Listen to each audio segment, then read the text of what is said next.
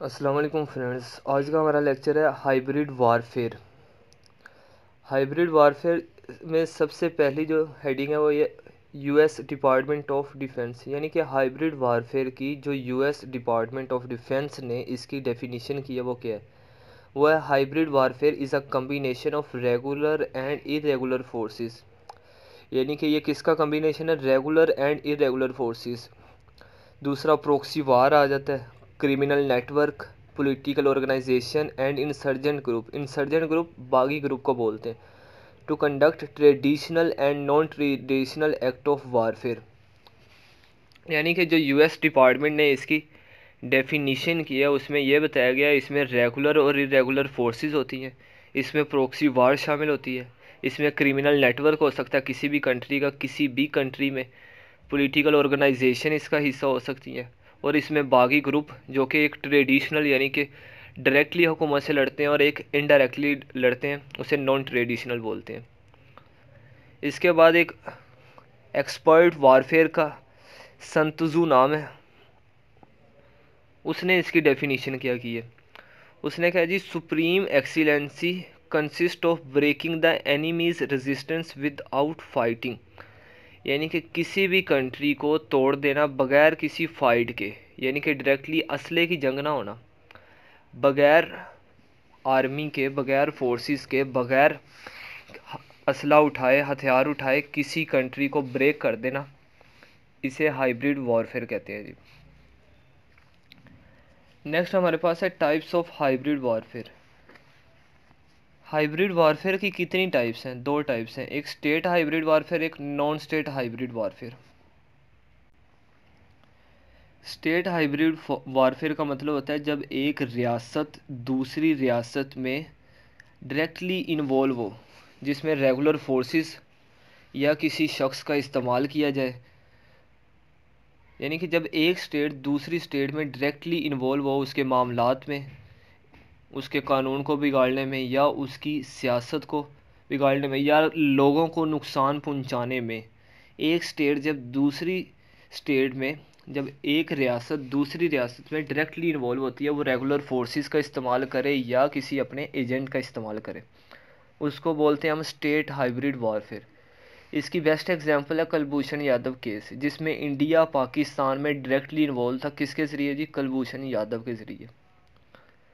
दूसरी इसकी टाइप्स है non state hybrid warfare. Non state hybrid warfare कौन सी होती है? जब एक स्टेट दूसरी स्टेट में, यानी कि एक रियासत दूसरी रियासत में डायरेक्टली इन्वॉल्व ना हो और वो अपनी इरेगुलर फोर्सेस को इस्तेमाल करे अपना पर्पस, अपना मकसद, अपना गोल को अचीव करने के लिए। जब एक रियासत दूसरी रियासत में डायरेक्टली इन्वॉल्व नहीं होती, वो अपनी रेगुलर फोर्सेस को यूज़ नहीं करती, वो किसको यूज़ करती है? इरेगुलर फोर्सेस, और वो इनडायरेक्टली इन्वॉल्व हो और उसका जो पर्पज़ है या जो गोल है वो अचीव हो जाए, उसको हम क्या बोलते हैं? Non state hybrid warfare. इसकी एग्जांपल है, इसकी बेस्ट एग्जांपल है हाफिज़ सईद। ये इनडायरेक्टली इन्वॉल्व है इन कश्मीर, जबकि इंडिया तो ये क्लेम करता है कि ये पाकिस्तान से बिलोंग करता है, लेकिन पाकिस्तान ये क्लेम नहीं करता कि ये हमारे लिए या हमने इसे इन्वॉल्व किया हुआ है। पाकिस्तान इससे मुकम्मल अलहदगी बताता है कि हमारी इसे किसी तरह का कोई ताल्लुक़ नहीं है, लेकिन वो फिर भी कश्मीर में क्या है जी, फाइट कर रहा है आगे फॉर द कश्मीर फ्रीडम। इसी तरह और भी ऑर्गेनाइजेशन है, जैसे कि हूदी जो कि शियों की है, अहले तशी जमात की है, ये ईरान के लिए काम करती है, यमन के अंदर, लबनान के अंदर। हज़बुल्लाह ये भी एक ऑर्गेनाइजेशन है जो कि ईरान की है, जबकि ईरान ये क्लेम करता है ये हमारी नहीं है। ये कहाँ से है? जैसे कि हाफिज़ सईद बिलोंग तो पाकिस्तान से करता है, लेकिन पाकिस्तान ये क्लेम नहीं करता कि ये हम इससे हमारा कोई ताल्लुक़ है। इसी तरह जो हौदी और हज़बुल्लाह ये दो ऑर्गेनाइजेशन है, बिलोंग तो ईरान से करती हैं, लेकिन ईरान ये क्लेम नहीं करता कि ये हमारी है। वो यमन, लबनान, इराक़, इसराइल, फ़लस्तीन, इन जैसे कंट्रीज़ में इनडायरेक्टली इन्वॉल्व है उसकी रियासत को नुकसान पहुंचाने के लिए। तो इन सिंपल वर्ड्स हमें ये समझ आया कि जो हाइब्रिड वॉरफेयर होती है किसी भी कंट्री की या किसी भी रियासत को नुकसान पहुंचाना, वो डायरेक्टली भी हो सकता है, वो इनडायरेक्टली भी हो सकता है। अगर डायरेक्टली होगा तो वो ज़्यादातर नॉन स्टेट हाइब्रिड वॉरफेयर का इस्तेमाल किया जाता है, जो कि इनडायरेक्टली होती है, जिसमें हम सोशल मीडिया का सबसे ज़्यादा यानी कि यूज़ करते हैं। नेक्स्ट हमारे पास है tools of hybrid warfare. Tools of hybrid warfare, सबसे पहले एम्बिग्विटी। एम्बिग्विटी बोलते हैं शक व शुबा को। किसी भी रियासत के अंदर जब हम एम्बिग्विटी क्रिएट कर देते हैं कि जो आपकी रियासत है वो आपके हक़ के लिए कोई काम नहीं कर रही, कुछ लोगों का इस्तेमाल करते हैं ताकि वो मुल्क के ख़िलाफ़ सोचें, उनकी जो सोच हो उनको हमने एंटी स्टेट बना देना है। तो इस तरह कुछ फॉल्स न्यूज़ को स्प्रेड करना, हम किसी भी लीडर के बारे में बोल देते हैं जी इसकी डेथ हो गई है, सोशल मीडिया पे, यूट्यूब पे, फेसबुक, इसमें व्हाट्सएप, ट्विटर, इन सारी टूल्स को इस्तेमाल करते हुए जब हम ऐसी न्यूज़ को यानी कि फॉल्स न्यूज़ को स्प्रेड कर देते हैं तो ये एक एंटी स्टेट होती है, इससे एम्बिग्विटी क्रिएट होती है। तो एम्बिग्विटी क्यों क्रिएट की जाती है? ताकि हम कुछ लोगों को उसकी ही रियासत के ख़िलाफ़ यूज़ करें। जैसे कि कोई स्टेट, जैसे कि इंडिया का कोई ग्रुप पाकिस्तान के अंदर हो, जैसे कि रा एजेंट है, वो पाकिस्तान के अंदर कुछ लोगों का इस्तेमाल करते हैं, उनको पैसे देते हैं, उनके अंदर एम्बिग्विटी क्रिएट करते हैं कि आपकी जो रियासत है आपके हक़ में कुछ भी नहीं कर रही, बल्कि ये इससे बिलोंग करती है। यानी कि उनकी जो थिंकिंग है वो एंटी स्टेट कर दी जाए, मुल्क यानी कि मुहिब्बे वतन ना किया जाए। एंटी स्टेट जब उसकी थिंकिंग बना दी जाती है और फॉल्स न्यूज़ को स्प्रेड किया जाता है तो इसको बोलते हैं एम्बिग्विटी। ये हाइब्रिड वॉरफेयर का एक टूल है, ये वो टूल है जिसकी वजह से हम मुल्क में डिस्टर्बेंस क्रिएट कर लेते हैं। नेक्स्ट है जी decision making in politics and military. जो दूसरा टूल है हाइब्रिड वॉरफेयर का वो ये है कि decision making in politics and military.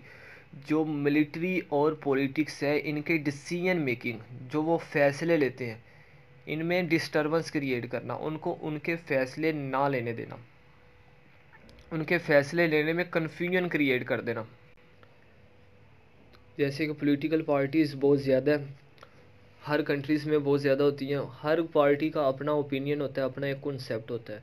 तो वो पॉलिटिकल पार्टीज़ कोई ना कोई इलेक्शन के वक्त उनकी जो लोगों की अटेंशन है उसको डाइवर्ट कर देते हैं, उसको चेंज कर देते हैं, कन्वर्ट कर देते हैं। किस में कन्वर्ट कर देते हैं?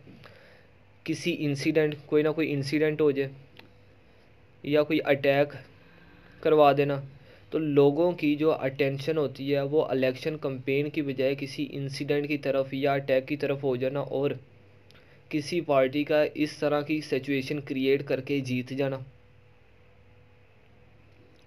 इसकी बेस्ट एग्जांपल ये है कि जैसे बेनज़ीर भुट्टो, जब उन पे अटैक हुआ तो लोगों की अटेंशन डाइवर्ट होगी और लोगों के दिल में उनके लिए ख़ास मोहब्बत पैदा होगी। तो इसी को मद्देनज़र रखते हुए लोगों ने उन्हें वोट ज़्यादा दिए और वो पाकिस्तान के सुप्रीमेसी में आ गई। ये तो हमने पॉलिटिशियन का देखा था ना। पॉलिटिशियन, दूसरी तरफ मिलिट्री का देखते हैं। मिलिट्री में भी कुछ ब्लैक शीप हैं जो मिलिट्री के डिसीजन मेकिंग में क्या करते हैं जी, डिस्टर्बेंस क्रिएट करते हैं। उनको डिसीजन, एक स्ट्रॉन्ग डिसीजन लेने में मुश्किलात पैदा करते हैं। जैसे कि रिसेंटली कुछ मिलिट्री पर्सनल को हैंग किया गया सिर्फ इसी वजह से कि क्योंकि उनका ताल्लुक़ इंडिया की एजेंसी रा एजेंट से था, तो उनको हैंग कर दिया गया। दूसरी तरफ एक और केस देखा जाए, जो पर्सनल की मिलिट्री पर्सनल है उसकी वाइफ ने लॉ की वायलेशन की, तो जो पाकिस्तान के अंदर एंटी स्टेट ग्रुप्स बैठे हुए थे उन्होंने क्या किया जी, आर्मी के ख़िलाफ़ कंपेन शुरू कर दी। जबकि होना ये चाहिए था कि उन्हें जस्टिस को डिमांड करना चाहिए था कि भाई इसने लॉ की वायलेशन की है, इस पे भी वही कानून लगे जो बाकी लोगों पे लगते हैं।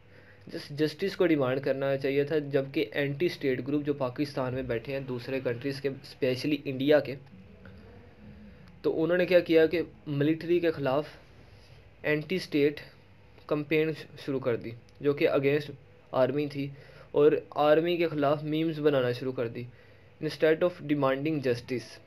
उन्हें जबकि जस्टिस डिमांड करना चाहिए था कि जिसने लॉ की वायलेशन किया उसको बाकी लोगों की तरह सज़ा मिलनी चाहिए। तो ये दूसरा टूल है कि जो पॉलिटिकल लीडर्स होते हैं और जो मिलिट्री होते हैं उनको स्ट्रॉन्ग डिसीजन लेने में जो एंटी स्टेट ग्रुप्स होते हैं वो डिस्टर्बेंस क्रिएट करते हैं। तो ये दूसरा टूल है हाइब्रिड वारफेयर का, विदाउट यूजिंग एनी वेपन, बगैर किसी वेपन को यूज़ किए किसी मुल्क की मिलिट्री और पॉलिटिकल लीडर्स के दरमियान कन्फ्यूजन क्रिएट कर देना। नंबर 3 है आइडेंटिटी थ्रेट। आइडेंटिटी थ्रेट किसे बोलते हैं? आइडेंटिटी थ्रेट ये कि किसी की अपनी ज़ात को दूसरे की ज़ात से बेहतर समझना। जैसे कि पाकिस्तान की बात करें तो जो बलोची हैं वो बलोची लोग उनमें जो एंटी स्टेट ग्रुप्स बैठे होते हैं, एक्चुअल बलोचीज नहीं, जो एंटी स्टेट ग्रुप्स बैठे होते हैं वो क्या कहते हैं जी, बलोचियों को उनके जहन में एंटी स्टेट उनके जहन में कन्फ्यूजन पैदा कर देते हैं, एम्बिगुटी पैदा कर देते हैं कि जो पाकिस्तान का सारा बजट है वो पंजाब के लिए, जबकि आपके ऊपर कुछ लगाया नहीं जा रहा। एक तरह की तो ये है। दूसरी तरह ये है कि वो कहते हैं जो बलोची हैं वो पंजाबियों से बेहतर है, जो बलोची हैं वो सिंधियों से बेहतर है, जो बलोची हैं वो पश्तून से बेहतर है। जबकि पंजाब में बैठे पंजाबियों को जो एंटी स्टेट ग्रुप है वो ये कहते हैं जो पंजाबी हैं वो बलोचियों से बेहतर है, सिंधियों से, पश्तून से बेहतर है। सिंधी कभी ऐसे है। और इसके बाद प्रोविंसेस की लड़ाई आ जाती है कि पंजाब बलूचिस्तान से बेहतर है या बलूचिस्तान पंजाब से बेहतर है। यानी कि कभी तो सूबों की लड़ाई करवा दी जाती है, कभी ज़ुबानों की लड़ाई करवा दी जाती है और कभी कास्ट की। और ये सारा का सारा सिर्फ़ और सिर्फ सोशल मीडिया के थ्रू ही हो रहा है। एक्चुअल में इनके बैकएंड पे एंटी स्टेट ग्रुप्स बैठे हुए हैं जो इनकी थिंकिंग को यूज़ करते हैं और उन्हें उनकी जो डायरेक्शन है, अटेंशन है, उसको डाइवर्ट करते हैं और वो अपना मकसद और गोल अचीव करने के लिए ऐसे मामलात करते हैं। स्पेशली जैसे कि पाकिस्तानी लोग या इंडियन लोग वेस्टर्न कल्चर को क्या करते हैं जी, यूज़ करते हैं। वो क्या समझते हैं जो वेस्टर्न कल्चर है वो ईस्टर्न कल्चर, जो मगरबी लोग हैं वो मशरकी लोगों से ज़्यादा बेहतर है और वो इसीलिए मगरबी लोगों को फॉलो करते हैं। तो इन सारे मामलात में जो हमारी अपनी आइडेंटिटी है, जो हमारा अपना लिबास है, तहज़ीब है, कल्चर है, मज़हब है, हम उसको छोड़ के दूसरे मज़ाहिब की तरफ चले जाते हैं। तो ये भी सारा क्या, आइडेंटिटी थ्रेट भी एक एंटी स्टेट ग्रुप जो भी किसी भी कंट्री का, किसी भी रियासत का दूसरी रियासत में कुछ ग्रुप्स को, कुछ चंद लोगों को ख़रीद लेना या उनका थिंकिंग को चेंज कर देना, ये आइडेंटिटी थ्रेट भी के तौर पे भी यूज़ हो सकता है जी। तो ये भी एक हाइब्रिड वॉरफेयर का टूल है। इसके बाद है सोशल एजिटेशन। सोशल एजिटेशन यानी कि जो मुआशरती इंतशार फैलाया जाता है वो सबसे ज़्यादा फैलाया जाता है फ़िरका वारियत पे। फ़िरका वारियत पे जैसे कि मज़हब के, एक मज़हब के अंदर कितने ही फ़िरके बने हुए हैं और हर फ़िरके का दूसरे, हर सेक्ट का दूसरे सेक्ट को क्या कहता है जी, इसका इस्लाम से ताल्लुक़ नहीं है। तो ये भी एंटी स्टेट ग्रुप्स ही हैं जो इनको एक जगह पे इकट्ठा नहीं होने देते। इनमें सोशल एजिटेशन, इनमें इंतशार फैलाते हैं और यही इंतशार की वजह से लोग स्टेट के ख़िलाफ़ प्रोटेस्ट करते हैं। प्रोटेस्ट करने के, जब वो प्रोटेस्ट करते हैं तो वो जलाओ गिराव करते हैं और वो अपना ही नुकसान करते हैं। लास्ट है हमारे पास operates below the red line. तो operates below the red line का मतलब ये है कि दुनिया में कोई भी ऐसा नहीं, कि कोई भी स्टेट ऐसा नहीं जब उसकी स्टेट के, जैसे कि freedom of talking, freedom of speech, यानी कि जो कि पाकिस्तान में भी है, इंडिया में भी है, कि आपको अगर इस कंट्री की कोई भी बात बुरी लगती है या उनके फैसले गलत लगते हैं तो आप उसके ख़िलाफ़ उन्हें सजेशन दे सकते हो। जबकि उन्हें सजेशन दी जाती है तो वो अपनी तौहीन समझते हैं, उस सजेशन को मानने के लिए तैयार नहीं होते। तो फिर जो मुल्क होता है, वो जो मिलिट्री पर्सनल होते हैं, जुडिशरी होती है, या जो लोग आला ओहदों पर फायज होते हैं, उनके अलावा जो दूसरा तबका, आवाम का तबका, उसको क्या करते हैं, operates below the red line. उन्हें कुछ समझती नहीं, ना उनकी बातों को, ना उनके फ़ैसले को, ना उनके प्रोटेस्ट को। उन्हें किसी भी इख्तियार में नहीं लाया जाता। उन्हें यानी कि जब जब फैसले वगैरह करते हैं तो उन्हें उनमें उनकी मर्ज़ी को शामिल ना किया जाए। तो ये उनकी जहनीत किसने बना दी है? वो एंटी स्टेट ग्रुप्स ने ही बनाई हुई है। तो ये वो टूल थे जिसमें एम्बिगुइटी क्रिएट कर देना, मिलिट्री और पॉलिटिक्स के डिसीजन मेकिंग में कन्फ्यूजन पैदा करना, आइडेंटिटी थ्रेट के एक बंदा दूसरे बंदे से बेहतर है, सुपीरियर है, माशरती इंतशार फैला देना, या लोगों को ऑपरेट्स करना बिलो द रेड लाइन। ये सारे वो टूल्स हैं हाइब्रिड वारफेयर के, जो एक रियासत दूसरी रियासत में उनके उनकी जो स्टेट को ख़तरा पहुंचाने के लिए ये टूल्स को यूज़ करती है।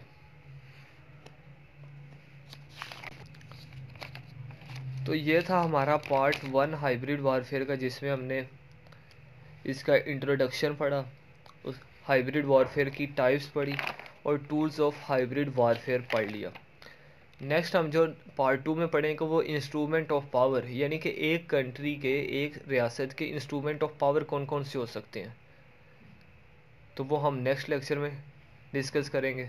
मिलते हैं नेक्स्ट लेक्चर में, तब तक के लिए अल्लाह हाफ़िज़।